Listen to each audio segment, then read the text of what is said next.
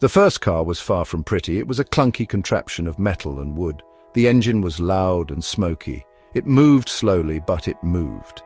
This was a time of horse-drawn carriages. Yet this strange new machine promised something different. It promised a future of freedom and speed. The first car was a marvel of engineering for its time. It had an internal combustion engine. This was a new invention back then. The engine powered the wheels. This allowed the car to move without horses. The car was basic, but it worked. It paved the way for the future of transportation.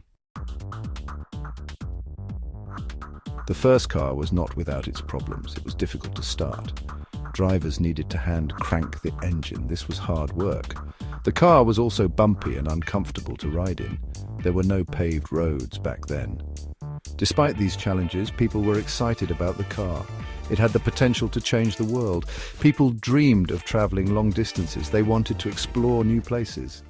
The car represented progress.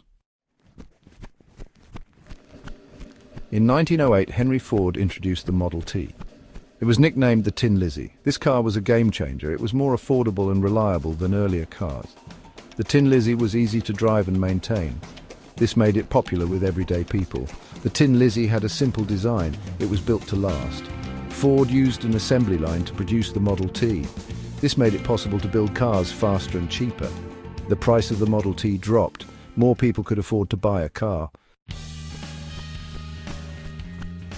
The Tin Lizzie revolutionized transportation. People could travel further and more easily. Families could take vacations. Businesses could transport goods. The car connected people and places like never before. The success of the Tin Lizzie led to the growth of the auto industry. New car companies were formed. Jobs were created. Roads were built to accommodate the growing number of cars. The Tin Lizzie had a profound impact on society. It paved the way for the modern automobile.